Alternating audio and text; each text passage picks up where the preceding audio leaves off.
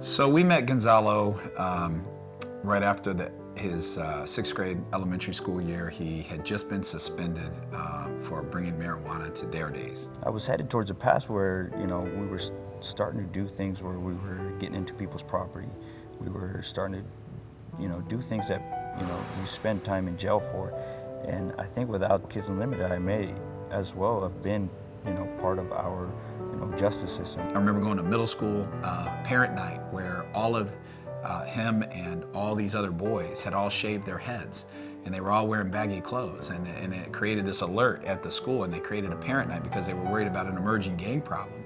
And for us, it was a recognition that it wasn't an emerging gang problem, but it was more of an emerging or a reality that there was an opportunity issue, because these kids, they weren't involved in extracurricular activities, so they started to define themselves the easiest way they could. It's one thing to tell kids you can be anything you want. It's another thing to tell them that, and that when they make those steps to accomplish that there's a support service to help them and guide them. The early years that we were here, we struggled a lot as a family. I just remember my dad not really being able to make ends meet.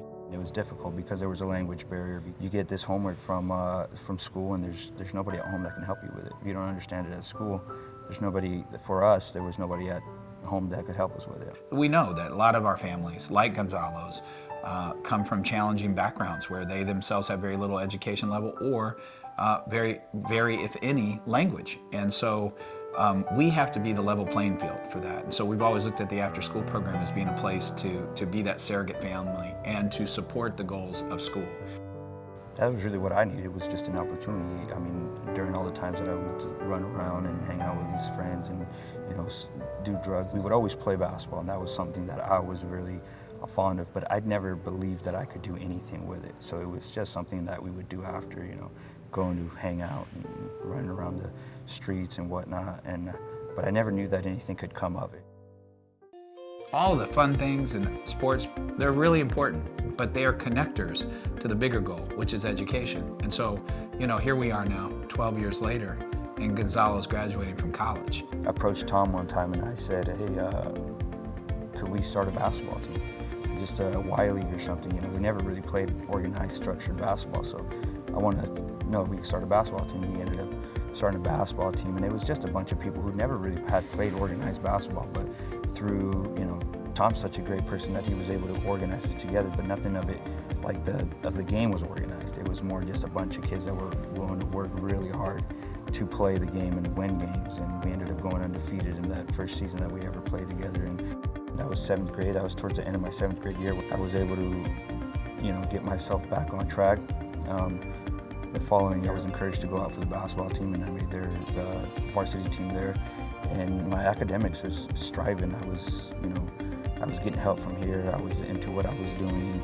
I was wanting to better myself. By the end of the year, of 8th grade year, I was named Student of the Year. I soon realized that my dream was to make my parents' dream a reality, and it sunk in because, there was other support there, and other support was Kids Unlimited, Tom Cole, a lot of the mentors that were here. The unique piece, and I think there are people that will be at this auction that are sitting in this room listening tonight that all played a role in guiding him. An accountant who talked to him about accounting at a very, very young age, a law enforcement person who shared with him the profession of the FBI, a board member who talked to him about the importance of business and schooling and finding the right degree. And those were all voices that supported a young person's belief that they too could go to college, even if they didn't know what that looked like. The people that I met through the journey that I went through in Kids Unlimited, there's people who provided me with things that I use today, things that I never thought I would use, and the simplest things. I mean, a guy by the name of Rick was, he was always here, and he was kind of coordinating all the construction and stuff. He took us to Taco Bell one time, and we went to their drive-thru, and I ordered a soda, and I drank it probably in 10, 15 seconds, and I was like, man, these guys rip you off.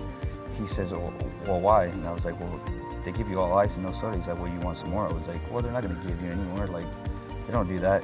He's like, sure they will. It just depends on how you ask. Even though it seems like a very small thing, I use that every day. To watch him go through this journey, know where he started from, and to see it culminating in graduating from Southern Oregon University with a business degree, it's amazing. But there are more Gonzalos, and we feel obligated that, to really create hope, you have to be able to surround them with the structures and the resources to be able to make each kid believe that there's something more possible than what they experience at home. As we grow, we feel that our organization responsibility is to continue to be more, because we know the success is here today. Watching Gonzalo graduate is a major accomplishment, and we know that more kids can benefit by those same experiences. Unlimited hope, unlimited opportunities, Unlimited future. Kids Unlimited. Kids Unlimited.